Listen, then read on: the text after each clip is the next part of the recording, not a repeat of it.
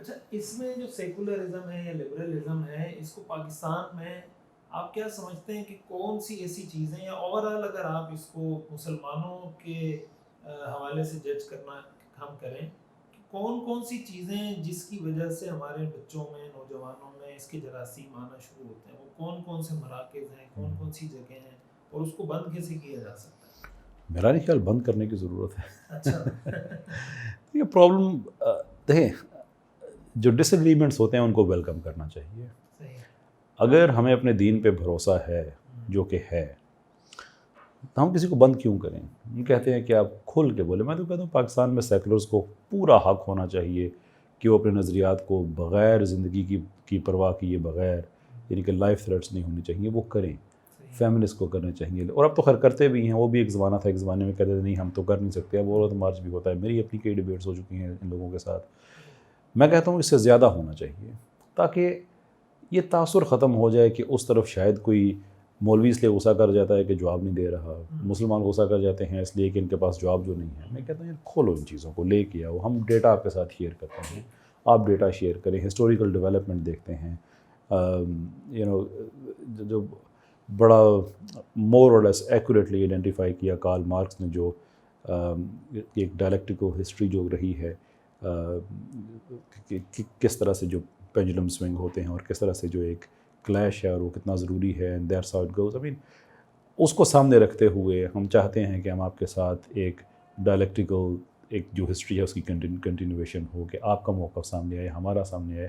کیونکہ ہمیں پتہ ہے کہ ہم جب آپ کے ساتھ بات کریں گے، جب آپ کی ہم تاریخ آپ کے سامنے رکھیں گے، آپ کے قتل و خون کی تاریخ رکھیں گے، آپ کے جبر کی تاریخ رکھیں گے، جو آپ ہمیں سائنس کے نام پہ دھوکے دیتے ہیں، جب آپ کے سامنے پتہ آپ کو چلے گا کہ سائنس اور چیز ہوتی ہے، سائنٹزم اور چیز ہوتی ہے، جب آپ آرگومنٹ سامنے رکھیں گے تو ہمیں موقع ملے گا کہ ہم آپ کو بتائیں گے کہ سائنٹیفک ریڈکشنزم میں کتنے سیریس فلوز ہیں جس کی بیس پہ آپ نے سائنس کو کھڑا کیا ہوا ہے. میتھڈولوجیکل نیچرلزم فلوز سے بھری ہوئی فلاسفی ہے جس سے آپ نے سائنس کو انڈر پن کیا ہے. میں چاہتا ہوں کہ یہ ڈیبیٹس کھلیں، کھل کے ہوں، بند کسی چیز کو نہیں کرنا چاہیے. اور وہ جو آپ نے بچوں والی بات کی نا کہ ادھر کیسے چلے جاتے ہیں، شاید وہ ہمارے یہ بند کرنے والے رویے کی وجہ سے، کہ وہ تو ریشنلٹی سے بات کرتے ہیں، یہ غصے سے کرتے ہیں. تو البتہ یہ چیز کافی حد تک چینج بھی ہو گئی ہے. اب میرے جیسے فقیر جو ہیں وہ مسکرا کے باتیں کرتے ہیں، وہ گالیاں دے رہے ہوتے ہیں. کرنے دے بات ان کو، یہ اچھا ہے. نہیں، ویسے یہ کون کون سی جگہیں ہیں آپ کے خیال میں، یعنی کیا یہ ٹی وی ڈراموں سے ہو رہا ہے، یا کون سی ایسی چیزیں جس سے یہ انہیں جراثیم پیدا ہوتے ہیں، یا اس حوالے سے سوچنا شروع کرتے ہیں؟ اس کا جو پورا جواب ہے وہ تو بڑا مفصل اور بڑی اس میں کئی طرح کی اس میں جہتیں آ جاتی ہیں. دیکھیں، آپ کسی جگہ اٹھتے بیٹھتے ہیں تو صرف وہ کافی نہیں ہوتی آپ کا ویو چینج کرنے کے لیے. اس کے پیچھے پورا ایک پیراڈائم ہوتا ہے.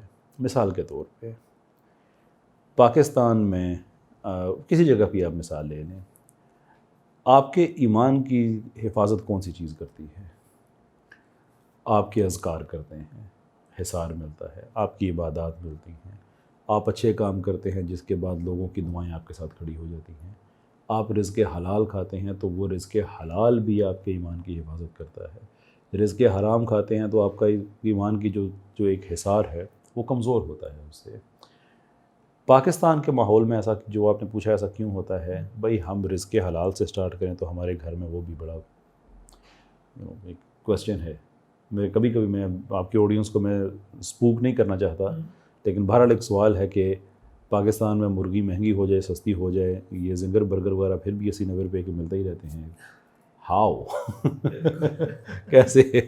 تو خیر میں کسی حسن ظن میں رکھنا چاہوں گا، لیکن ایک بات اہم ہے، اس پہ سوچا جانا چاہیے. تو وہ جو مجموعی طور پہ ماحول ہے جس میں رزق حرام ہمارے خوراک کا حصہ بنتا ہے، جس میں ہر وقت کی بدگوئیاں، جھوٹ، یہ وہ سارا ہمارے آگے پیچھے کے جس چیز نے ہمیں حصار میں لیا ہوا ہوتا ہے، جو پروٹیکشن ہوتی ہے، اس کے اندر ہم نے خود یہ بڑے بڑے سوراخ کیے ہوئے ہوتے ہیں. پھر جب آپ کے سامنے کوئی ایسی بات کرتا ہے جو اللہ تعالیٰ کی ذات کے خلاف ہے، دین کے خلاف ہے، تو وہ پینیٹریشن جلدی ہوتی ہے، کیونکہ دیوار میں جو بڑے بڑے سوراخ ہوئے ہیں. اب وہ پینیٹریشن کہاں سے ہو رہی ہے؟ وہ ڈراموں سے ہو رہی ہے، وہ میڈیا سے ہو رہی ہے.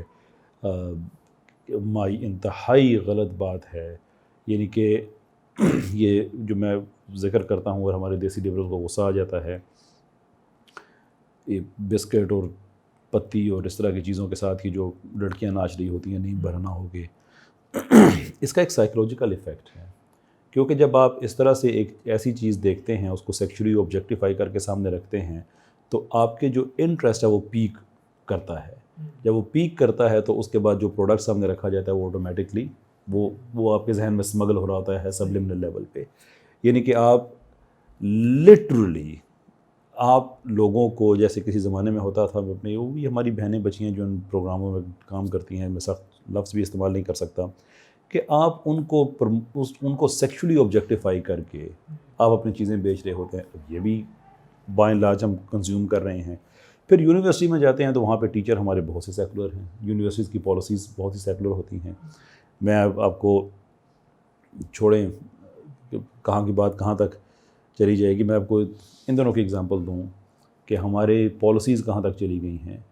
کہ میں بھی ایک رپورٹ پڑھ رہا تھا کہ امریکہ میں سائنس کے اداروں میں سائنسدانوں کو آلموسٹ کیریئر کی تھریٹس ملی ہیں جو اسرائیل کو سپورٹ نہیں کرتے، یا جو حماس کو کنڈیم نہیں کرتے، یا جو کہتے ہیں کہ نہیں دونوں طرف کی بات نہ کرو، جس کو کہتے ہیں باؤتھ سائڈزم، یہ نہ کرو، صرف حماس پہ بات کرو.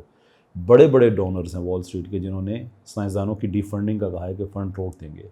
اور ہمارے حالت یہ ہے کہ پاکستان کا اپنا جو انسٹیٹیوٹ آف اسپیس سائنسز ہے، میرا 6 دسمبر کو، اب مجھے پتہ نہیں آپ کا پروگرام کب ہونے جائے گا، لیکن 6 دسمبر کو میرا وہاں پہ ایونٹ تھا فلسطین کے حوالے سے.